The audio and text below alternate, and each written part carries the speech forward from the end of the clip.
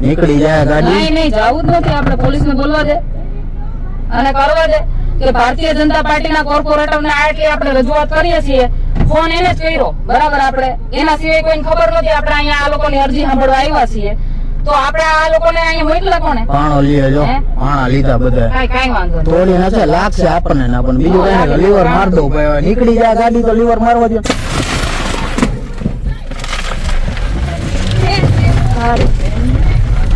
આવું કે પાછળ માણસ હજી નીકળી જાય ગાડી.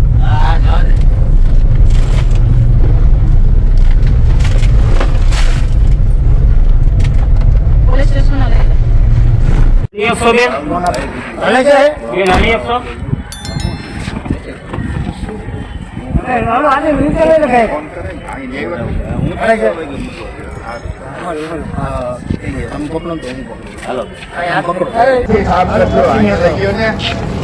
નમસ્કાર મિત્રો, આપ સૌનું હાર્દિક સ્વાગત છે વાયરલ વંટોળમાં. મિત્રો, આજે આપણે વાત કરવાના છીએ રાજકોટ જિલ્લાના ગોંડલ શહેરમાં એક ગંભીર ઘટના સામે આવી છે. ગોંડલ શહેરમાં જિગીસા પટેલ પર હુમલો થવાનો મામલો હાલ ચર્ચામાં છે. આ હુમલા માટે જિગીસાબેન પટેલ એક નામ ખુલ્લેઆમ લઈ રહ્યા છે. એ વ્યક્તિનું નામ છે ઋષિરાજસિંહ જાડેજા. હા મિત્રો, જિગીસાબેન પટેલ આ વ્યક્તિનું નામ ખુલ્લેઆમ લઈ રહ્યા છે. તો મિત્રો, ચાલો આખી ઘટના સરળ અને રસપ્રદ ભાષામાં સમજીએ. તો ચાલો મિત્રો, આખી સંપૂર્ણ ઘટના સમજીએ આપણે વિડીયો દ્વારા. બન્યા રહો. શું છે સમગ્ર મામલો? જિગીસા પટેલ આજે ભગવતપરા વિસ્તારમાં આવેલ એક સોસાયટીમાં રોડ, પાણી અને કચરાના પ્રશ્નોને લોકોની રજૂઆત સાંભળવા ગયા હતા. છેલ્લા 2 દિવસથી તેમને સતત ફોન આવી રહ્યા હતા વિસ્તારના ગંભીર સમસ્યાઓ માટે. ત્યાં પહોંચ્યા બાદ સ્થાનિક મહિલાઓ સાથે વાતચીત ચાલી રહી હતી. ત્યારબાદ નગરપાલિકાના સભ્ય ઋષિરાજસિંહ જાડેજાને ફોન કરવામાં આવ્યો. ફોન પર તેમણે કહ્યું કે હું હાલમાં હાજર નથી. જિગીસાબેન પટેલે વિનંતી કરી કે તો તમારી ટીમમાંથી કોઈને મોકલો અહીં. પરંતુ થોડા સમય બાદ કેટલીક મહિલાઓ અને 2 પુરુષો ત્યાં પહોંચ્યા અને વાતચીત ધીમે ધીમે બોલાચાલી તરફ વળી ગઈ. અને આ સમગ્ર મામલે જિગીસાબેન પટેલના ડ્રાઈવરનું એક નિવેદન સામે આવ્યું છે. તો ચાલો જોઈએ પહેલાં આપણે તે નિવેદન. લોકો 2 દિવસથી કન્ટિન્યુ ફોન આવતા હતા ત્યાં વિસ્તારમાં સંગમ પાર્કમાંથી બેનને. અને બેને કીધું કે હું ત્યાં આવીને રૂબરૂ જોઈ લઉં બધું શું પ્રોબ્લેમ છે તમારા. રોડના ને પાણીના પ્રોબ્લેમ હતા. ત્યાંના બાયુનો ફોન આવ્યો હતો કચરાના ને એના. એટલે અમે લોકો ત્યાં ગયા. હું, ભાણાભાઈ, બેન અને દીપકભાઈ વગાસિયા. અમે ચારે ત્યાં ગયા. એટલે ત્યાં બધી બૈરાઓ ઊભી હતી. તો એને રજૂઆત કરી કે ભાઈ બેન, અમારે અહીંયા પાણીનો પ્રશ્ન છે, કચરાનો છે અને રોડનો છે. અહીંયા એક્સિડન્ટ ઘણા થાય છે. એટલે બેને બધી રજૂઆત એની સાંભળી અને ત્યાંના જે કોર્પોરેટર હતા ઋષિભાઈ, એને ફોન કરવામાં આવ્યો. ઋષિભાઈને ફોન કર્યો તો ઋષિભાઈને કીધું કે ભાઈ તમે, કે હું હાજર નથી. એટલે એને કીધું કે ભાઈ 4 જણા હોય તો 4માંથી ગમે એક જણાને અહીંયા મોકલો. એટલે એને કીધું વાંધો નહીં. તો 4 લેડીઝ મોકલવામાં આવી બારોબારથી અને 2 જેન્ટ્સ મોકલવામાં આવ્યા.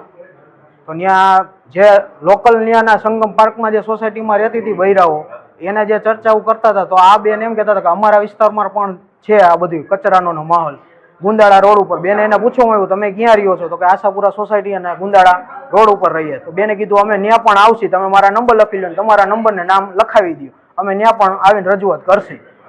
તો એને વાત કરી એની સાથે અને ધીમે ધીમે એ લોકો ઝઘડો કરવાના મૂડમાં આવ્યા હતા, મોકલવામાં જ આવ્યા હતા. અને અમે ગાડીમાં બેઠા તો એ ગાડીની આગળ આવીને જેમ ફાવે એમ વર્તન કરવા માંડ્યા. ગારો ગલોચ અને પાણો લઈને કાચ ઉપર મારવામાં માંડ્યા અને બેનના માથા ઉપર માર્યા પાણા. તો મિત્રો, તમે સાંભળ્યું જિગીસાબેન પટેલના ડ્રાઈવરનું નિવેદન. મિત્રો, ગંભીર આરોપ. તો કે જિગીસાબેન પટેલનો સીધો આરોપ છે કે આ હુમલો ઋષિરાજસિંહ જાડેજાના ઇશારે થયો. ઋષિરાજસિંહ જાડેજા ગોંડલના નગરપાલિકાના સભ્ય રહી ચૂક્યા છે અને કારોબારી સમિતિ પૂર્વ ચેરમેન પણ રહ્યા છે. સ્થાનિક રાજકીય વર્તુળોમાં તેમને પ્રભાવ માનવામાં આવે છે. હાલમાં આ તમામ આરોપ સચ્ચાઈ શું છે તે અંગે પોલીસ શું તપાસ ચાલી રહી છે? સૌથી મોટો પ્રશ્ન, રાજનીતિમાં મતભેદ હોઈ શકે, પ્રશ્નો પર તર્ક વિતર્ક થઈ શકે, પણ કોઈ મહિલા પર પથ્થરથી હુમલો કરવો શું આ લોકશાહીમાં યોગ્ય છે? જો કોઈ સમસ્યા હોય તો તેનો ઉકેલ ચર્ચાથી લઈ શકે, પણ હિંસાથી ઉકેલ શું લાવવો છે? હવે આગળ શું? હવે સૌની નજર પોલીસ તપાસ પર છે. જિગીશા પટેલ અને ડ્રાઈવર દ્વારા લગાવવામાં આવેલા આરોપમાં કેટલી સચ્ચાઈ છે તે તપાસ બાદ જ સ્પષ્ટ થશે. આ સમગ્ર ઘટનાને લઈને તમારું શું માનવું છે? હાલમાં આ હુમલો પાછળ જવાબદાર કોણ છે? શું સત્ય છે? તમારો અભિપ્રાય કોમેન્ટમાં જરૂરથી જણાવજો. અને માહિતી સારી લાગી અને વિડીયો ગમ્યો હોય તો લાઇક, શેર અને સબસ્ક્રાઈબ જરૂરથી કરજો. જય હિન્દ, જય ભારત.